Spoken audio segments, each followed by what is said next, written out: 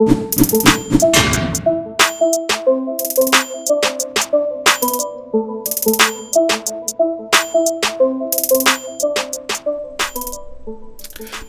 this is Earl again from Victory Leadership. We are in this part 3 of the servant leadership model, and we finished up at the previous model with healing. Well, we're actually entering into healing. We finished up with empathy, and we're going to look at how that can contribute to healing. So, as we look at that, the straightforward definition is attend to people with the emotional pain. Now, this can come from so many different levels or angles, and as a leader, if we have a better understanding of how to heal someone or how to seek that healing, we as ourselves may not necessarily be the best healers. And that doesn't necessarily mean that we run away from it, but that we will seek, healing, when that is necessary. So, recognizing some of the attributes that contribute to healing, like sacrifice and renewal.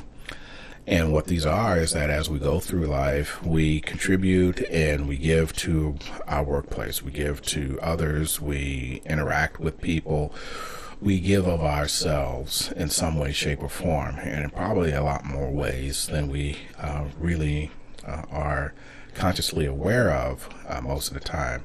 A lot of times we may interact with certain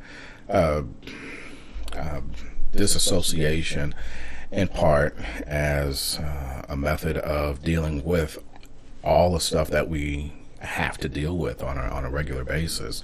However, the thing is, when people are continuously sacrificing and there's not an opportunity for them to renew, then they start to almost like a plant that doesn't get water, they start to wilt. So it's important for people to have a way of renewing, and we're not just talking about a vacation. That's important, and various cultures approach vacations from different perspectives and a contribution to renew, but from different angles.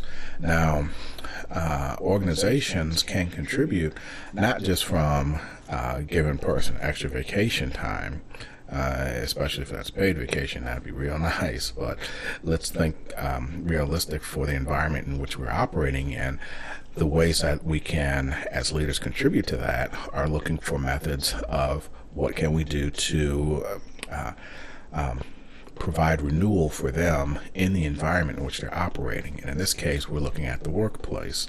So when people are sacrificing themselves in a way that contributes to organizational fatigue, and that can then contribute to not only mental health wellness, but manifest itself physically, and that can have health consequences. And when that person is not at their best in the environment or absent from the environment, then the organization then has to try to fulfill that role until that person returns, if they return. So the healing aspect then becomes important, that it is actually woven into the process of when people expend themselves. And the servant leadership model goes to a greater degree than what I am conveying here, but this is a start to where you can look at how, as an organization, or how, as a leader, do I contribute to this person's well-being in the workplace. And these may include, but are not limited to, additional training. There's corporate retreats in some cases. There's picnics. There's cross-departmental training so that individuals have a better understanding of what other people in the organization go through. And there's all sorts of ways that a person can disassociate with themselves, from what they do on a regular basis temporarily, so that they can come back with a renewed and fresh perspective, especially if their quest along those lines has included the perspective of others. Now you start to bring ideas across those seemingly boundaries in the company that then can promote that type of healing process. There may be a solution to a certain struggle that someone is dealing with or just maintaining that solution may come from another area that may have otherwise been embarked upon, unless there was a desire to create unique solutions to the healing process.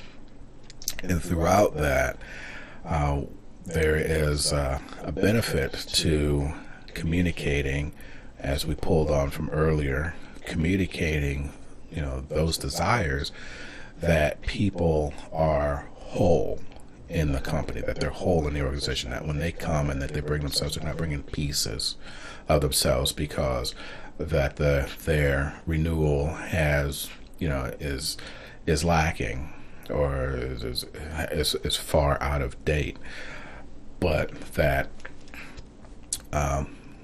people become whole because the environment is contributing to those areas that they have given of themselves, that the organization then helps to heal. And that healing process then will continue to contribute as we move forward into the next process of being aware. Now, that level of awareness, and checking that out, that the awareness contributes to the healing process, because when not everybody is going to show their fatigue or their sacrifice. Many people will just kind of grin and bear it.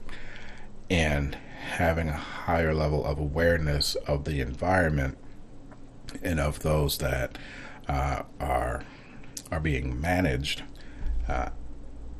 there is a greater understanding that can emerge, that can contribute to the healing process. So from that, we'll conclude this look at the healing model of servant leadership, and next we will move forward into awareness and how that contributes to servant leadership as a whole.